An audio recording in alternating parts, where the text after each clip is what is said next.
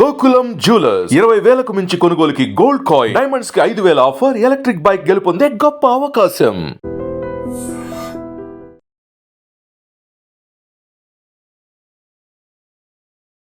రెండో పెళ్లికి అడ్డు వస్తుందనే కారణంతో 5 నెలల 14 రోజుల పసికందును అడ్డు తొలగించాలనుకున్నారు అమ్మమ్మ, తల్లి.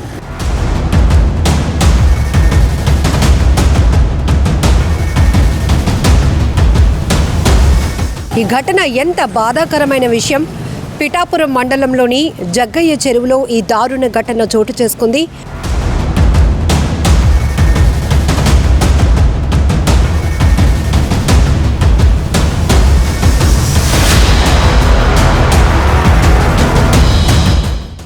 రెండో పెళ్లికి అడ్డు వస్తుందనే కారణంతో 5 నెలల 14 రోజుల పసికందును అడ్డు తొలగించాలనుకున్నారు అమ్మమ్మ, తల్లి.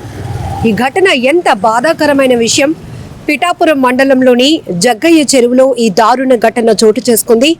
సొంత తల్లి, అమ్మమ్మ ఆ పసికందును గొంతు నులిమి చంపి బావిలో పడేసి బాణామతి చేసి, అంటే క్షుద్ర పూజలు చేసి తమ బిడ్డను ఎవరో హత్య చేశారంటూ అందరినీ నమ్మించాలనుకున్నారు. కానీ ఈ ఘటన 6వ తేదీ అర్ధరాత్రి, అంటే 7వ తేదీ తెల్లవారుజామున 1 గంట ప్రాంతంలో జరిగితే ఉదయం స్థానికులు పోలీసులకు సమాచారం ఇవ్వటంతో ఈ విస్తుపోయేటటువంటి దారుణమైన ఘటన వెలుగు చూసింది.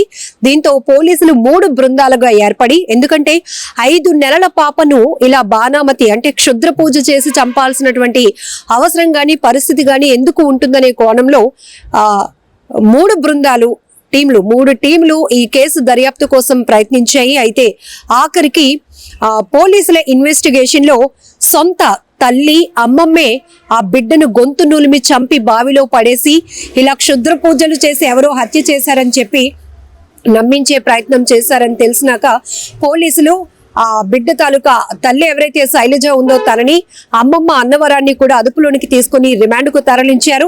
ఇక్కడ శైలజకు పిఠాపురం మండలం నరసింగపురానికి చెందినటువంటి శైలజకు సతీష్ అనే వ్యక్తితో 2004వ సంవత్సరంలో ప్రేమ పెళ్లి జరిగింది. అయితే అప్పటి నుంచి కూడా శైలజ తన కుటుంబంతో రిలేషన్స్ అనేవి అంతగా బాగలేదు. దాంతోపాటు ఈ సతీష్ అనే వ్యక్తితో కూడా అంటే కాపురం అంత సవ్యంగా లేదు అనేది తను పోలీసుల ఇన్వెస్టిగేషన్ లో చెప్పినట్టు పోలీసులు అయితే చెప్తున్నారు. ఈ నేపథ్యంలోనే 2 సంవత్సరాల క్రితం ఆమె కన్న తల్లి దగ్గరకు వచ్చినప్పుడు ఆమె కౌన్సిలింగ్ ఇచ్చిందంట.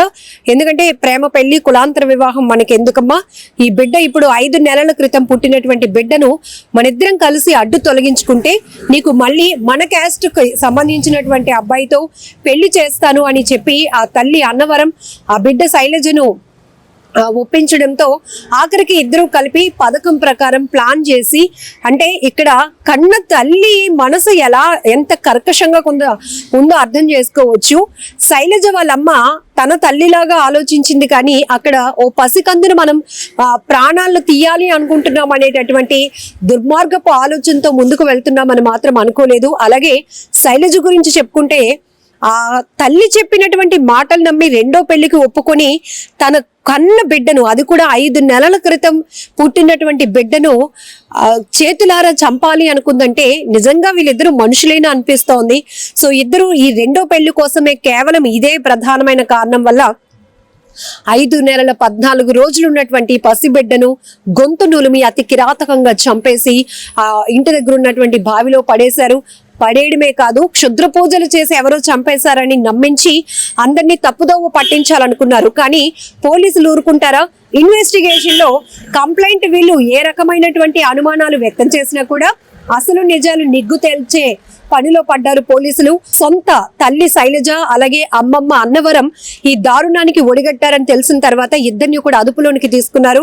సో ఈ జరిగినటువంటి ఘటనకు సంబంధించిన పూర్తి వివరాలు కూడా పోలీసులు వెల్లడించడం జరిగింది. మనం చూస్తున్నాం ఎంత దారుణం. వివాహేతర సంబంధాల కోసం సొంత కుటుంబ సభ్యుల్ని కూడా కడతీర్చడానికి ఏమాత్రం కూడా వెనకడుగు వేయలేనటువంటి పరిస్థితులు కనపడుతున్నాయి. అందులోనూ బిడ్డల్ని అసలు వాళ్ళు ఏం చేశారు? కడుపున పుట్టినటువంటి బిడ్డల్ని కూడా అడ్డు తొలగించుకోవడానికి కొంతమంది మహిళలు అనే కన్నా ఇంకా వాళ్ళని ఏమనాలో కూడా తెలీదు. కన్న తల్లి ముసుగులో ఉన్న రాక్షసులు అనాలేమో. సో అలాంటి ప్రవర్తనలు చేస్తున్నారు. చాలా ఈ మధ్య కాలంలో చూసాం. ప్రియుడితో కలిసి వెళ్ళిపోవడానికో, ప్రియుడిని పెళ్లి చేసుకోవడానికో అడ్డుగా వస్తున్నారని చెప్పి కొడుకును కూతుర్ను చంపేస్తా ఉన్నారు. పథకం ప్రకారం ప్లాన్ చేస్తున్నారు.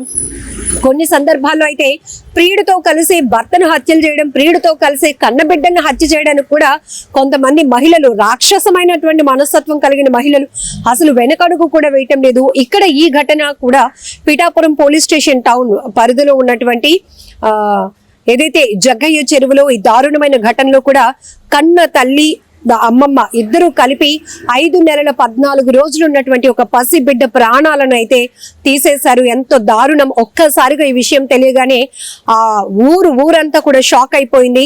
ఇలాంటి మృగాల మన మధ్య ఉన్నారు అనేటటువంటి ఒక ఆలోచన ప్రతి ఒక్కరికి కలిగింది.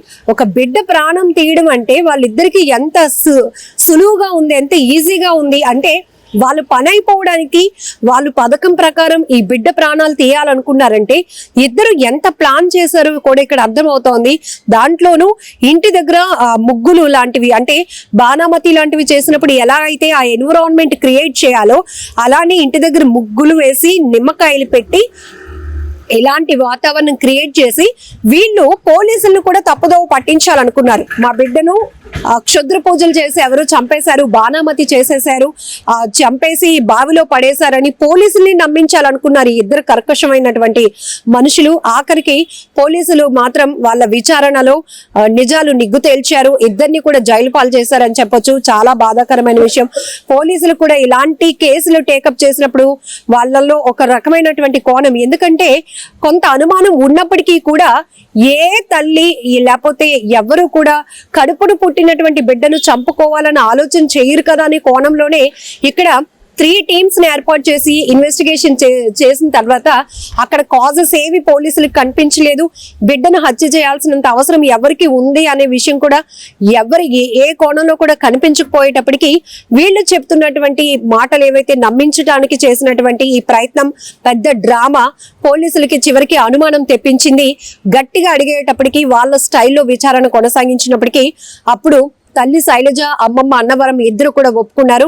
మేమే అంటే నా బిడ్డకు 2వ పెళ్లి చేయాలనే ఉద్దేశంతో నేనే ఈ ప్లాన్ ఇచ్చాను, ఇద్దరం కలిసి ఇది చేసి ఈ డ్రామా అంతా క్రియేట్ చేసాం, ఆ బిడ్డను గొంతును చంపేసి బావిలో పడేసామని ఒప్పుకున్నాక పోలీసులకి ఎంత కోపం వచ్చి ఉంటుందో చూడండి. కాకపోతే వాళ్ళ పరిధిలో వాళ్ళు విధులు నిర్వహించాలి కాబట్టి చాలా కంట్రోల్ అవుతారు. కానీ ఇలాంటి ఘటనల గురించి మనం విన్నప్పుడు ఎంత కోపం వస్తోంది. పిల్లలు లేక ఎంతో మంది లక్షలు ఖర్చు పెడుతున్నారు, ఎన్నో పూజలు పునస్కారాలు చేస్తున్నారు, హాస్పిటల్స్ చుట్టూ తిరుగుతున్నారు.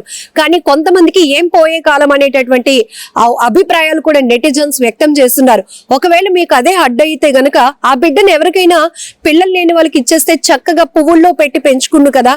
అంతేగాని 2వ పెళ్లి చేయాలనే ఆలోచనతో కూతురు కోసం ఆలోచించిన ఈ కఠినాత్మురాలు అక్కడ ఇంకొక ప్రాణం కూడా మనం తీస్తున్నామని ఎందుకు ఆలోచించలేకపోయిందంటూ ఆ అమ్మమ్మ అన్నవరం తీరు పైన, ఆ తల్లి శైలజ తీరు పైన కూడా తీవ్రంగా మండిపడుతున్నటువంటి పరిస్థితి కనపడుతోంది. ఏదేమైనా చాలా బాధాకరం. మరొక నీచమైన ఆలోచనకు ఒక చిన్న పసికందు బలైపోయింది. అందులోనూ ఇద్దరు మహిళలే. ఎంత క్రూరత్వం. ఇంకా పోలీసులు ఇన్వెస్టిగేషన్ కూడా కొనసాగిస్తున్నారు. ఒకవేళ వీళ్ళిద్దరికి ఈ ప్లాన్ ఇవ్వడానికి ఇంకెవరైనా ఉన్నారా, థర్డ్ పర్సన్, లేకపోతే వీళ్ళిద్దరు ఆలోచనైనా అనే కోణంలో కూడా ఇంకాస్త ఇన్వెస్టిగేషన్ కూడా ముందుకు వెళ్తుందని కూడా పోలీసులు చెప్తున్నారు.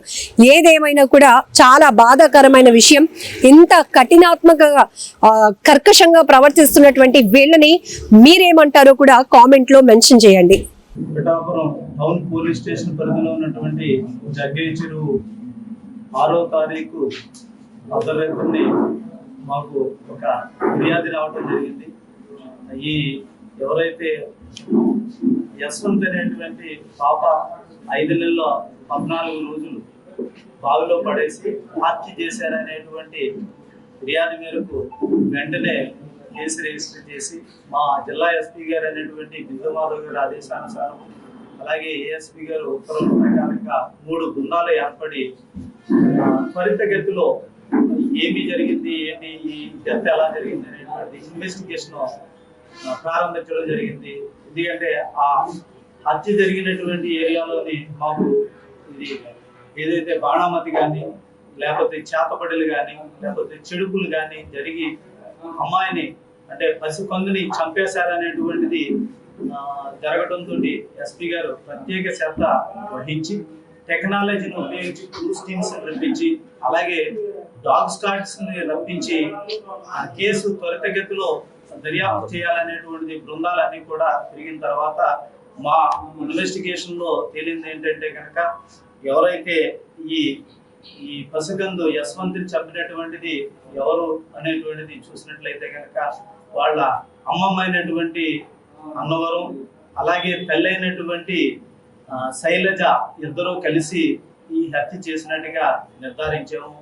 దీన్ని చేయడానికి కారణం ఏంటంటే ఈ శైలజ నరసింగపురానికి చెందినటువంటి పసుపులేని సతీష్ అనేటువంటి ఒక అబ్బాయిని ప్రేమ వివాహం చేసుకోవటం.